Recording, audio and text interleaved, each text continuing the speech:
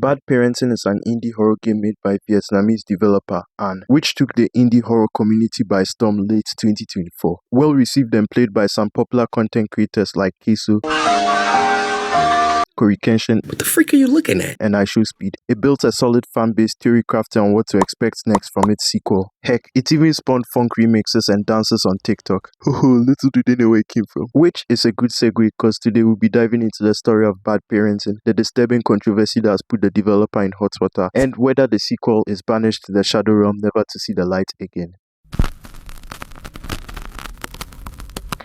So you play as a kid named Ron who lives in a dysfunctional family along with his workaholic mom and drunkard father. On his birthday, he's convinced to go to bed early by his mom to get a surprise gift from Mr. Redface because he's been a very good boy. He wakes up the following day to see a doll given to him by Mr. Redface, which he calls his master. It shares a striking resemblance to Ron, and weirdly, it has a broken neck, but Ron doesn't mind. His dad goes missing, and the doll tells Ron Mr. Redface has kidnapped his dad to protect him from a bad father. It also reveals he can use the closet in his parents' bedroom as a portal to enter the dream world and rescue his father from Mr. Redface. Over in the dream world, he encounters children. Something feels off about them. They look lost, but Ron doesn't mind. He sees a house at a distance and opens the door, only to find his father crying to himself on the bed. "Please, stop punishing me," he says repeatedly. Ron thinks he's a victim, but there's something deeper going on. He walks over to the side to find a card with the word "spell" written on it, and out of nowhere, a giant hand naps him, taking him back to the real world.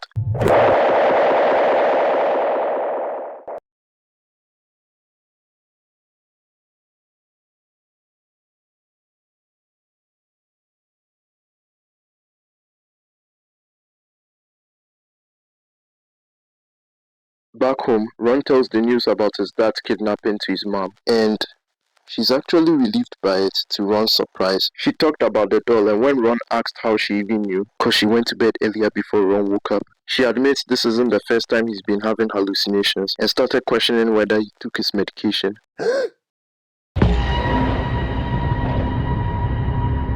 Later on, Mr. Redface goes after Ron's mother too. Ron quickly heads back to the dream world, throws the spell card into the room where she's trapped, and puts an end to Mr. Redface once and for all.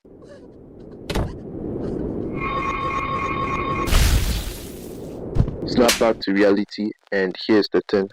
Mr. Redface was Bruce, Ron's father, all along. His face flushed red from his drinking. Ron, still being a child, couldn't comprehend the whole thing, so he thought of it as a monster, separate from his father, also to preserve the idea that his father is not a bad person. Cause mind you, throughout the game, he's trying to expose the true nature of Ron's father to him. The spell card is a regular motel key card his father used to lock himself in the room, out of guilt. And for the saddest part, the dream world was never a dream world. The reason why Ron could talk to the other children was cause he's dead.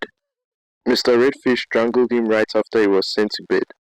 The motel keycard was given to the police by his mother, leading to Bruce's arrest. Also, the doll Ron got as a gift is Ron, or should I say, what's left of him, like a spirit or something, trying to come to terms with what has happened. Cause heaven knows justice must be served for one to have closure, and for him to rest easy.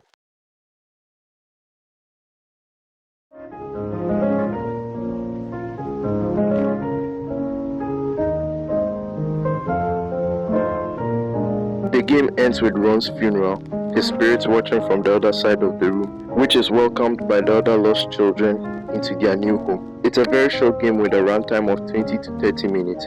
Man, it really hits hard, because throughout the game you think you are going to take down this horrifying monster with a bit of hope of bringing the family back together. But instead, you were ended by your own father, and now your ghost has unfinished business. Everything comes full circle, gaining clarity in the end.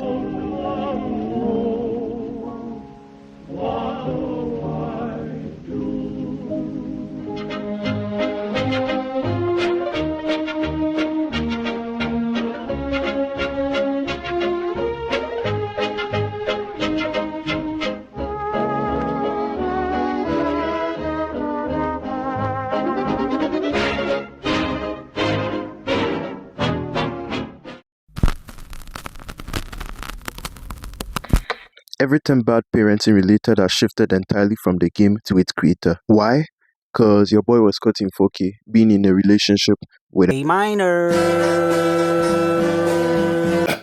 Some inappropriate messages were leaked throughout Discord and Twitter of the Anne communicating with a 14-year-old. And you be the judge of this.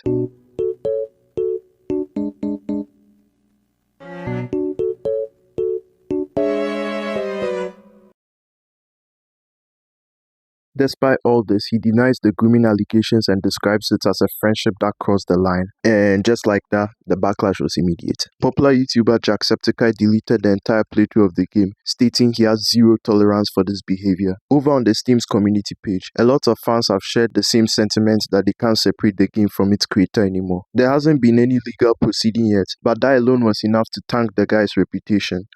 But growing up in your 20s, you are doing this. I don't know what to say. A sequel of the game was already teased with a Bad Parenting 2 coming soon tag on the game. However, everything came to a halt ever since the grooming allegations. No confirmed date, no update, and the fanbase split between people who are curious about what happens next and others who don't want to hear about him again. Here lies Bad Parenting, along with some other games that will never see the light of day because of their creators' foolish decisions. If you enjoyed the video, be sure to like and subscribe. God bless. Peace out.